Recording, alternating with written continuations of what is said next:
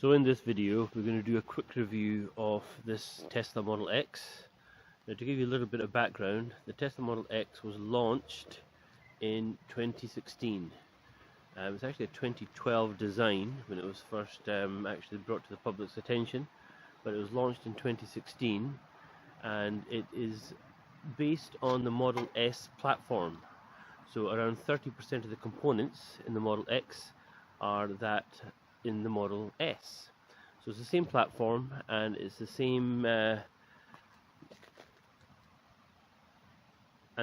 designer as the Model S. That's Franz von Holzhausen. I believe he's designed all the Tesla cars up until now. So from the outside, it's certainly obviously a lot higher than the Model S. It's really an SUV. It has no off-road ability. So that has to be emphasized, that this is not a Range Rover equivalent, but this is what you would term probably a soft roader. So it's certainly higher off the ground, it's easier to get in and out of, certainly has more space in the model than the Model S has, but as I said, it has no off-road ability. In terms of dimensions, it's actually larger than the Model S. So this Model X has a length of 5.05 meters and a width of 2 meters, exactly 1 millimeter short of 2 meters is the actual width, but once you include the wing mirrors, it's 2227 millimeters, so just over 2.2 meters wide. So quite a wide car. If you have any tight car parks rather near you, this will have difficulty getting in and out. And we've just come back from a trip to Italy recently, and I have to say it's quite a challenge getting in and out of some of the car parks there. Now, you may or may not know that probably the most distinctive feature of the Model X are actually the doors, and I'll just demonstrate that to you now. These are the rear falcon wing doors that the Model X is actually famous for. Oops, didn't quite work out there. Let's try again. There you go. And that is definitely the Model X's party trick. The falcon wing doors. Now, some say they're completely unnecessary. They're completely unnecessary, and that's probably true. They probably are completely unnecessary, but gaining access to this is considerably easier than any other car.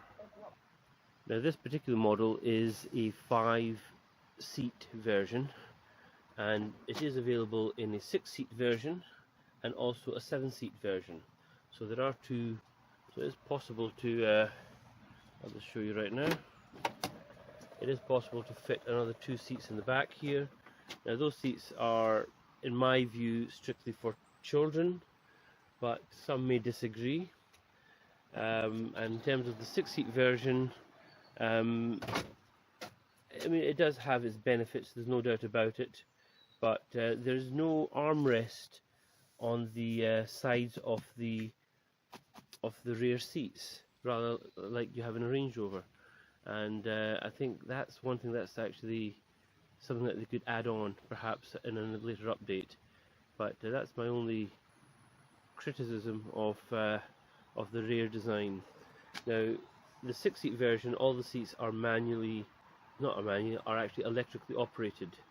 But the 6-seat version, I believe these seats don't actually fold down flat, whereas on the 5-seat and the 7-seat version, the seats actually do fold flat, which I'll just demonstrate to you now.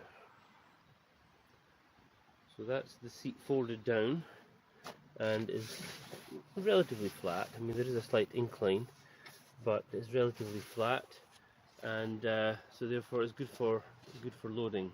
Now, in the back of the boot, there is actually a false floor. This is actually a false floor, and there is actually an area below that, which I'll show to you in a moment. Now, another advantage of the rear seats is that they can be reclined as well. So this is on a slight little recline, but you can actually make the the rear seat even more reclined, or more upright if you wish, just by using a lever along the side here. Now on the right hand side is a 60-40 split, so therefore if you're reclining the left, both these seats have to recline at the same time because they're obviously joined, whereas on the right hand side this individual seat can be reclined on its own as well. So there we have it. Now in terms of the driver's seat, the driver's door rather, this is also a power door. In fact, all the doors on the Model X are powered, which is, you know, it's a luxury that you can easily get used to. Now once you're inside the Model X, all you have to do to close the door is press the foot brake, close all the doors. Now if all the doors are open, you can just press one button to close all the doors. Other than that, you can close them individually, and that will close just by press of a button, and the animation is real time, so it shows you exactly how far the door is open or not. Now the interior of the Model X is dominated by the center screen, which is in the center stack. Now this is a 17-inch screen, diagonally measured, and you also have a 12-inch screen, a 12-inch binnacle in front of the driver. Now the 12-inch screen is very customizable. So you have a button on the steering wheel, and all you do, you press the button here, and you can customize what goes on the screen. You can either have it empty, like so. You can have a clock, which is how I have it. You can have the media displayed. You can have the energy graph. You can have the trip meter, which shows you how many miles you've traveled, or in this case kilometers I've got it set to, and also the so you can have the, as I said, the trip meter. And now that has many options. This is just showing 2 options of the trip meter. You can actually display 4 trips at one time, and the car status, which will show you the tire pressures. Now that's visible in either PSI or bar, depending on what unit you want to use. And finally, it'll show you the suspension setup, which I think is a bit of a waste of time, quite honestly. I can't really see the point of displaying that, but they have it. And finally, you have the route. Now if you are actually, this is how I have it set up rather, if you have the if you have the sat nav on, and we'll just do that briefly actually, we'll go into navigation and we'll search for gosh, what should we search for? Have we not set in this date? Oh, hang on a second. So if we just type in our local supermarket, say it's Straighton, what will happen is that it'll set the route out here. Turn right onto Eastfield Farm Road. It'll set the satellite navigation on the main screen, but also whenever the satellite navigation is on, it'll project it on the left hand side of the binnacle, and that way, regardless of what's happening on the main screen, you have instructions on the driver's binnacle, which is something you don't have on the Model S, on the Model 3 or the Y, because they only have one screen. But there are options for that as well. You can get third-party screens for that. As I said, you don't get that as standard. So before we get to the main screen, you also have a center console here. Now this is an option, this section here, but when this comes out, you have potentially 2 more cup holders down here. And it just drops back down here like that. And if I just take this tissue box out, you also have a wireless charger that just slots in here, which virtually takes any size of phone. And if you want to clean it up, just flip this flat back, and that tidies up the whole area. But what we have is usually a box of tissues for unplanned mishaps.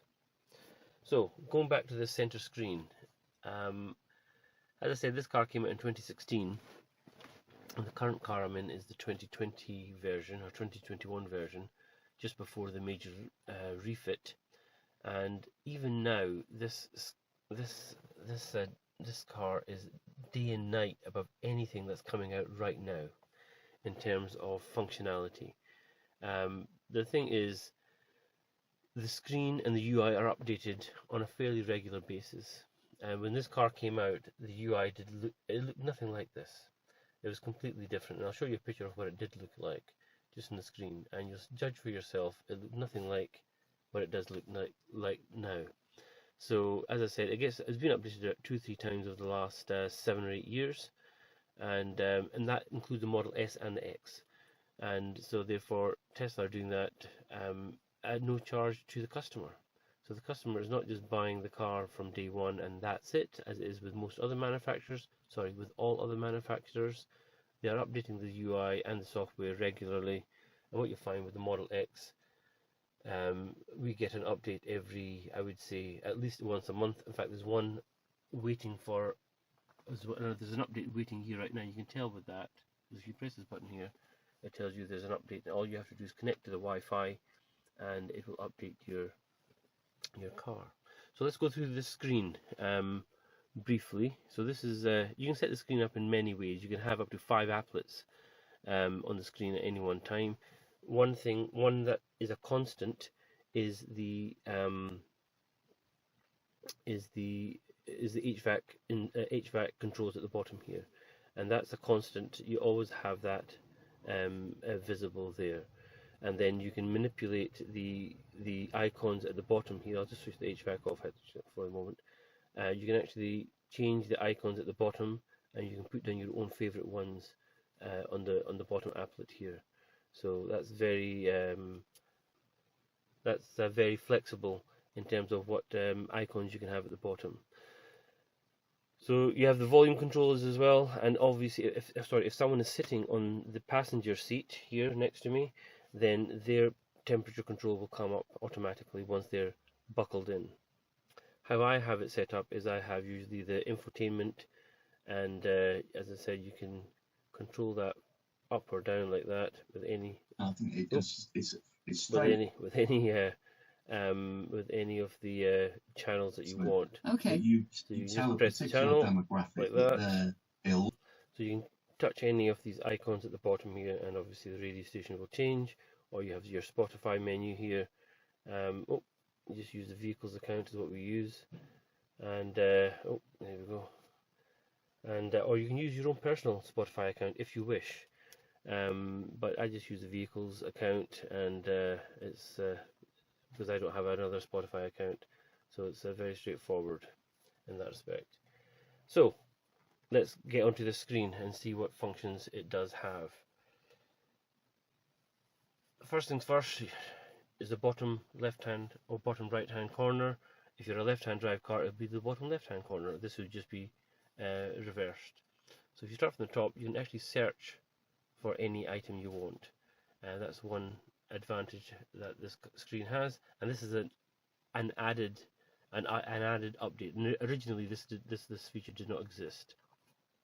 So let's go into controls, and the controls are the basic controls in terms of the doors and the lights. Then you have the pedal options. You can have it on chill or standard.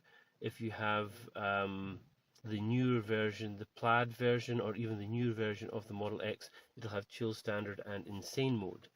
But this is the original model that came out in 2016. So it just has chill and standard. Steering mode is comfort, standard, sport. Stopping mode. Now, if you have it on creep, this emulates an automatic transmission. So when you take your foot off the accelerator, the car will creep forward slowly. Then you have roll. I'm not entirely sure what that is, but when you have it on hold, that's almost like one pedal driving. So effectively, when you take your foot off the accelerator, the car will slow down by itself and then come to a complete stop if you're on flat ground, I think. But I'm not entirely sure of that. Then you have slip start, which says used to help free vehicle stuck in snow, sand, or mud, which is fine. And you have trailer mode if you're towing a trailer, of course. Now, suspension. This is the new updated suspension. and I believe this was an option. Oh, sorry, they changed the suspension around. I think it was 2019. They changed the suspension around, which made it far better than it was before. And you have the options, as in if you want to increase the ride height or lower the ride height. You can actually increase the ride height if the area is quite rough, and then you can store that in the memory, so when you come to that area again it'll automatically rise. But you can't do that to lower the suspension, and I think that's an option that should be there. So when you come into your driveway and you want easy access to the vehicle to get in and out, it'll automatically go to low, but you can't store that in the sat nav, unfortunately. You can only store the higher suspension height. And also in terms of adaptive suspension, you also have the ride comfort options, so you can make the comfort softer and you make the handling more taut or a bit more to the comfort side.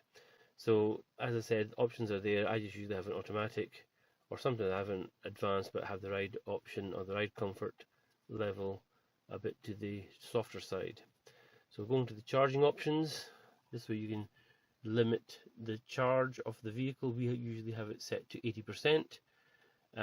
Since this is a lithium-ion battery, you don't really want to set it to more than that unless you're going on a trip. Then we set it to 100% and then discharge it accordingly, or as soon as possible. Then you have the autopilot features. Now this is an autopilot beta.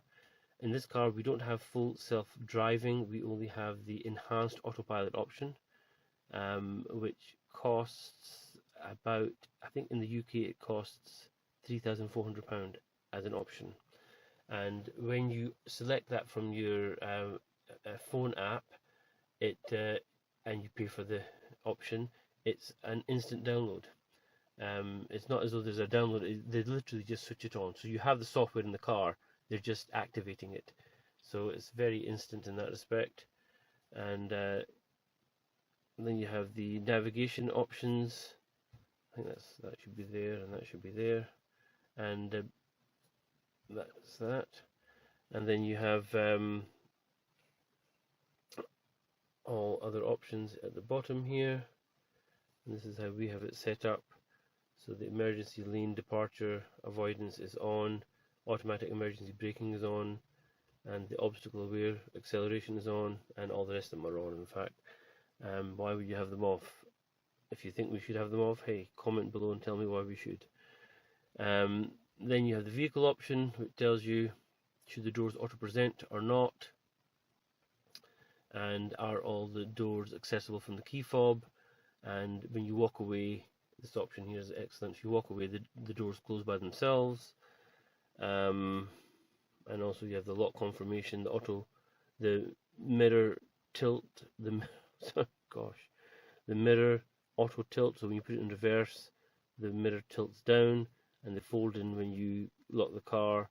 And you have the auto wipers on automatic. Now that's a bit of an issue, in that the auto wiper software in this car is not that good, and they're always threatening to update it. I'm sure there'll be an update soon. At the moment we're in September of 2023 and it still hasn't happened. So as I said, hopefully it'll happen soon. And then you get onto the lights. We've already done that, where you have your headlamps off. The DLR lights are on. The DLR lights, the DRL lights, the daylight running lights are on all the time, so you don't have the option to switch those off. Certainly not in the UK. Perhaps you do in other countries, I don't know. And then you have the option to switch on the fog lamps if the lights are on. And then you have the display. Now obviously we're in the UK, so everything is on British English, and British English for recognition, voice navigation and touchscreen. And the format is as we have it here. You can have 12 or 24 hour clock. You can have the let me see, I'll just show you there.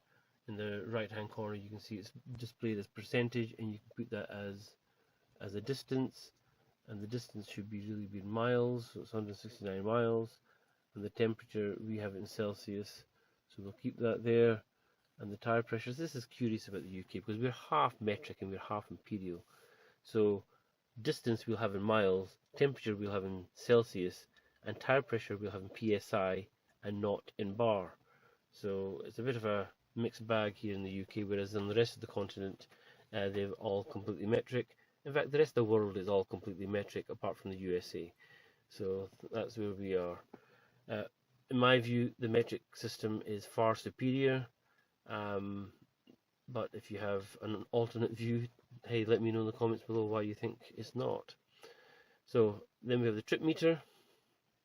Now we've just come back from Italy on our trip where we did 5,000 miles, and since then we've done another 600, and that just shows you the average energy consumption over the last 5,600 miles. I think it worked out to 3.12 miles per kilowatt hour is what the efficiency turned out to be, which is pretty good, I think, for a vehicle this size. Then you have the navigation options where you can avoid tolls and avoid ferries. Now in the UK, on my trips down south, there's only one toll, and that's on the M6 motorway. I always try to avoid that. That's why I have this on avoid tolls. Should actually put the navigation voice up higher. There we go. Safety. Out of all these options, probably the most useful one is pin to drive, and the theory behind that is that if someone breaks into your car, which is entirely possible, they can steal things from the car, but they can't steal the car because they need a pin to move the car or to engage gears in the car. So that's always a good one to have on, I think. Service options, you have the owner's manual, of course, and here's one. Wheel configuration. So depending on what size of wheels you have, it will put on the correct wheels on the display here. I think that only happens once you Sonic. Let's just test that. Let's put silver slipstream. There you go. And the graphic has changed on the binnacle. And then as you can do a factory reset, as I said, if you're changing ownership of the vehicle. Camera calibration. Then you have towing options. It says you should not tow this vehicle. You should only use a flatbed. And then we have software upgrades. So this gives us the software information of the vehicle. And then we have upgrades. Now upgrades will come as no upgrades, but there is an upgrade available in this car, and that's full self-driving. But you can only update it from the app. Now if you have a Model 3 or a Y, a Model 3 or a Y, you can update it from the car itself. Now these this applet at the top here, this is also a permanent applet. This means that you can lock the car door, access the charging menu, and if you have a home link like a garage or a gate, you can access it from here. And these options are for the dash cam, and this shows you that there is a software update available. This shows you the status of the data connection. This is your Bluetooth connection, and this of course is the time. Quick summary of the screen. Now let's have a look at how much space you have in the back of the car. Now I am 181 centimeters, which is 5'11" and a quarter, and I've set the seat accordingly to my driving position. And I'm just going to sit at the back of the car now, and you can judge for yourself how much space in terms of legroom I have. If I sit in here, I have at least 2 inches of space between the seat back and my knees, and when the door is down, I have adequate headroom, quite easily and very comfortable. And in terms of the reclining on the seat, I can recline that further back, or the seat can go forward as well. So there's plenty of adjustment on the seat, and when you're sitting in the middle, again, more than enough space for an adult of around 6 foot tall sitting in the back with the driving seat set accordingly.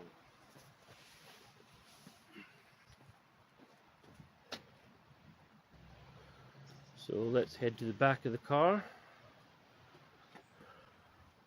and this is the trunk or the boot, whatever you want to call it, and you can tell it's a very substantial area.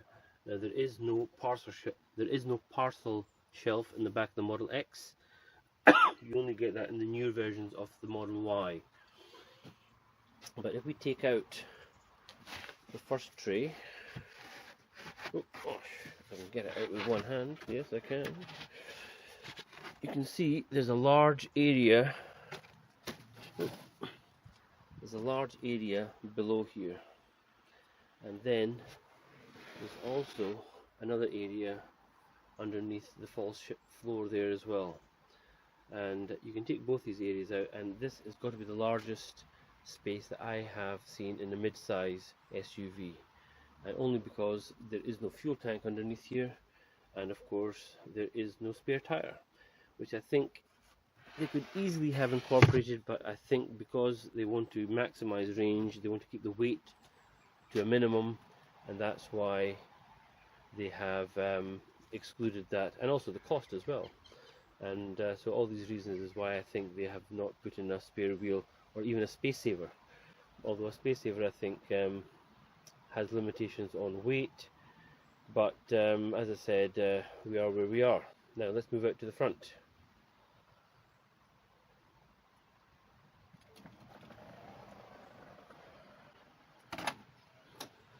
So moving to the front of the car,